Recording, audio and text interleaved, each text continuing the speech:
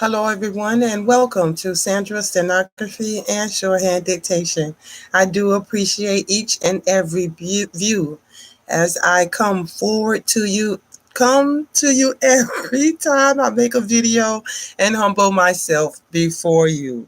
Thank you so much for your views, your likes, your comments, your sharing. Please keep up the good work. If you're new here to this channel, welcome to the best court reporting channel on the YouTube platform. Yes, I'm going to go ahead and claim it. Welcome to the channel. If this is your first time here, go ahead and hit the subscribe button. I promise not to disappoint. I've got a brand new mic so that all of the dictations come in nice and clear, nice and crystal clear. I love it. Also, you can hit the bell for notifications so you can be notified when I do upload a new video, which I am doing on the daily. So you don't want to miss out on that. And you can also share, like, leave a thumbs up, and leave me a comment below any video. Let's see, today we are here to do. This week we are working on, and I am speaking of really the week that will begin um, on the 13th. So speaking of this week, Sunday the 13th through Saturday the 19th, we will be working on this channel. We will be working on tests. So I have decided to make this whole week about tests. Testing everyone at each and every speed, because I, just like you, would like to know, where are my students headed? So are they doing well, trying to obtain the speed that they're trying to obtain, or are they having difficulty? And if they are, what are they having difficulty on? You have reached the 80 word per minute video, as you could probably tell by the title of the thumbnail.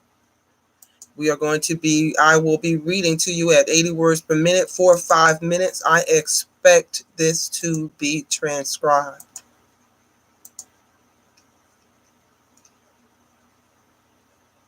I believe here, if you make about just a generalization, if when you transcribe it and you want to know how well you've done, if you have made, I would say, 8 mistakes, you are within the A part. More, I would give you, if you were trying, if you got more than 12 mistakes, I'd put you in the B's. 15 mistakes, I put you with the C's. More than 15 mistakes, I put you with the D's. And if you made over 25 mistakes, I would put you in the F category. How about we just keep it simple? That's just an example for you to kind of gauge yourself if you plan on subscribing this, and I would definitely subscribe it if I were you. All right, moral training in our public schools at 5 minutes, 80 words per minute. Let's go ahead and get it on and popping. Ready? And 5, 4, 3, 2, 1. Let's write.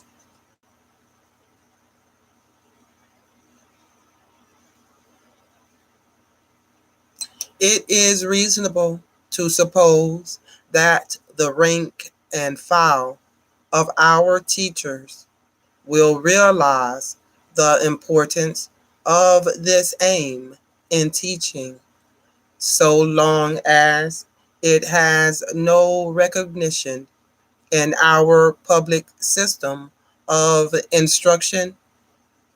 The moral element is largely present among educators as an instinct, but it ought to be evolved into a clear purpose with definite means of accomplishment.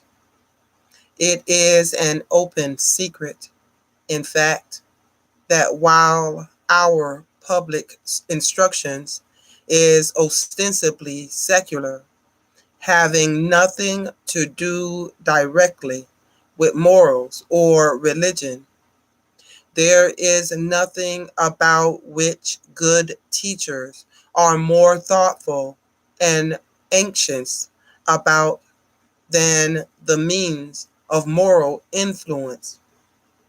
Occasionally, someone from the outside attacks our public schools as without morals and godless, but there is no lack of staunch defenders on moral grounds, theoretically and even practically.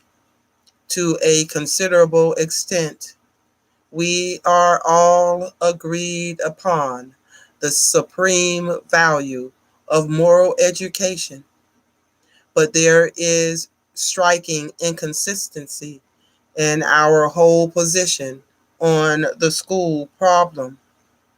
While the supreme value of moral aim will be generally admitted, it has no open recognition in our school course, either as a principal or as a subordinate aim of instruction.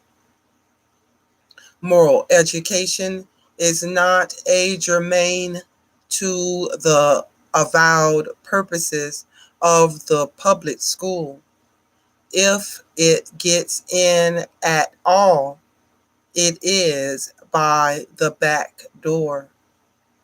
It is incidental, not primary. The importance of making the leading aim of education clear and conscious to teachers is great.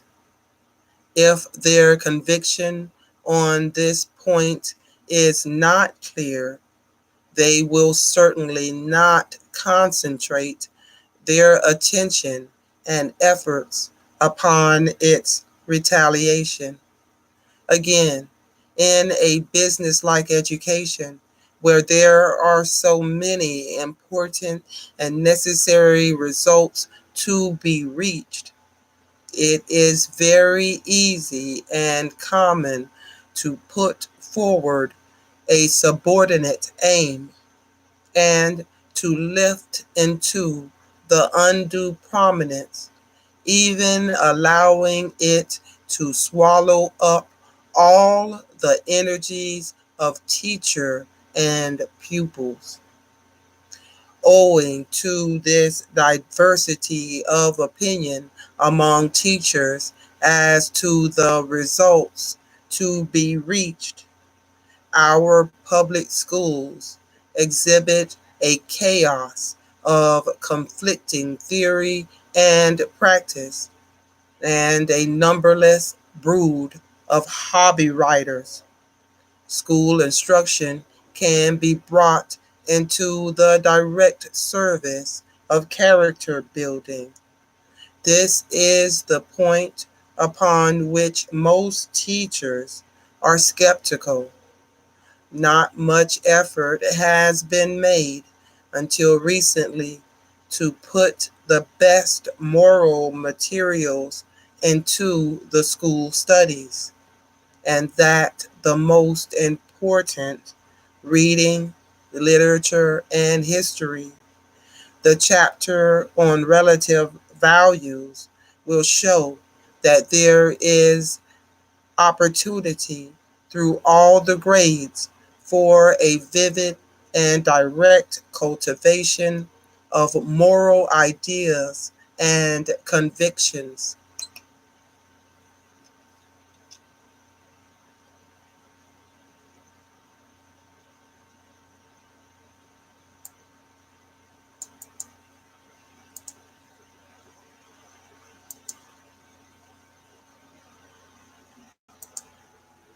All right, there it is. There you have it. I hope you do well on this. You have all of my best wishes if you do decide to transcribe this. If you don't have the time to transcribe it, which I don't know why you would be here if you don't have the time, but if you don't happen to have the time to transcribe it, please at least read your notes and see if there is anything in there that is going to give you an issue at a higher speed. and even at this speed. So thank you so very much for coming again today. I really do appreciate it. Check me out on Anchor FM at Let's Write Steno, and it is also broadcast on the other major players like Spotify and Apple. And you can also check me out on Court Reporters Plus on Facebook. That's it, folks. See you at the next video. Happy writing.